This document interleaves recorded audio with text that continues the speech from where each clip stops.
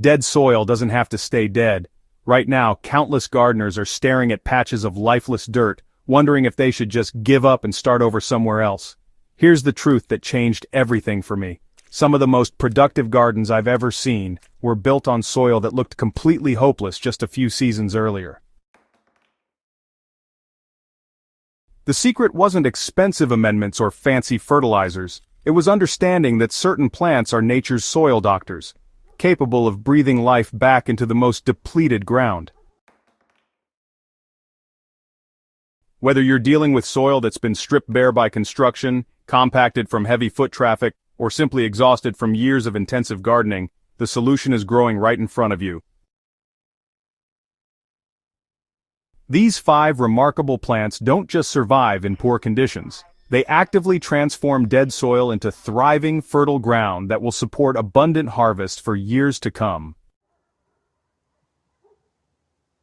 Red clover stands as one of nature's most efficient soil healers, and there's a reason experienced farmers have relied on it for centuries. This remarkable legume forms partnerships with specialized bacteria in its root nodules, pulling nitrogen directly from the atmosphere and converting it into forms your plants can actually use. When your soil tests show nitrogen deficiency, red clover can add 100 to 200 pounds of nitrogen per acre naturally. What makes red clover exceptional beyond its nitrogen-fixing abilities is its deep taproot system that can penetrate 8 to 10 feet into the subsoil. These roots break through hardpan layers that prevent water infiltration and root development, creating channels that future crops will follow. As the roots decompose, they leave behind organic matter throughout the soil profile, not just at the surface. Red clover thrives in challenging conditions where other plants struggle. It tolerates low pH levels, handles clay soils better than most legumes, and continues producing benefits even in partial shade. If you plant it in early spring or late summer, you'll notice that within about 60 days there are visible improvements in soil structure. When you're ready to terminate the clover, go ahead and mow it just before full bloom, since that's when nitrogen levels in the plant tissue are at their peak. After mowing, you can let it decompose naturally or, incorporate it lightly into the top few inches of soil. The timing really does matter because clover that's allowed to go to seed can become weedy in future seasons. Comfrey deserves recognition as one of the most powerful soil restoration plants available to home gardeners. Its extraordinary root system, which can extend 10 feet deep or even more, acts like a living mining operation, drawing up nutrients that have leached far below the reach of most plants. Potassium, phosphorus, calcium, and trace minerals that would otherwise remain locked in the subsoil get concentrated in Comfrey's nutrient-dense leaves. The plant's ability to break through compacted layers makes it, honestly, invaluable for reclaiming damaged ground. Construction sites, areas where heavy equipment has operated, or simply old garden beds that have become, concrete hard, all benefit from Comfrey's aggressive root penetration. Each growing season, those roots push deeper and create more channels for air and water movement. Comfrey leaves contain higher levels of potassium than most commercial fertilizers, plus significant amounts of phosphorus and nitrogen. You can harvest the leaves multiple times per season without harming the plant, creating an endless supply of organic fertilizer. So when it comes to planting comfrey, you really want to be careful because once it's established, it's nearly impossible to get rid of. Any piece of root that's left in the ground will just regenerate into a whole new plant. That's why it's best to pick a permanent spot, somewhere you want long-term soil improvement. Maybe along the edges of your orchard, by a fence line, or in a dedicated area for producing homemade fertilizer.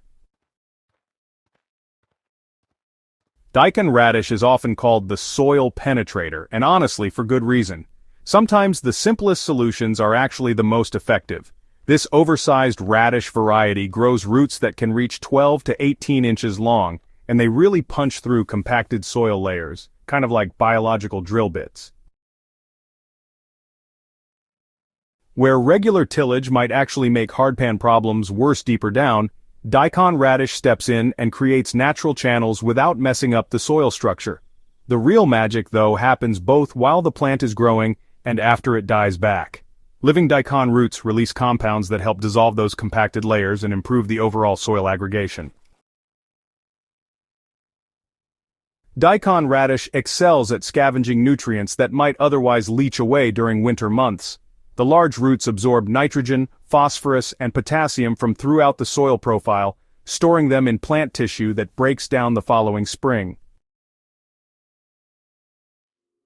Plant daikon radish 60 to 90 days before your first hard frost. The plants need enough time to develop substantial roots but will be killed by freezing temperatures. This timing works perfectly for fall seeding after summer crops are harvested. Annual ryegrass, the soil protector. Annual ryegrass might not seem revolutionary, but its impact on soil health extends far beyond simple ground cover. This fast-establishing grass creates an incredibly dense root system in the top 12 inches of soil, with individual plants producing over 3 miles of roots and root hairs. This extensive network holds soil particles together, prevents erosion, and creates countless channels for air and water movement. The fibrous root system excels at capturing and holding nutrients that would otherwise wash away during heavy rains or snowmelt. Winter rye, the soil builder. Winter rye stands out among cover crops for its exceptional ability to add organic matter while improving soil structure. This hardy cereal grain produces more biomass than almost any other winter cover crop, creating substantial amounts of organic material that feeds soil microorganisms throughout the growing season. The extensive root system, which can reach 6 feet deep, adds organic matter throughout the soil profile rather than just at the surface. The allelopathic properties of winter rye provide natural weed suppression that continues even after the crop is terminated.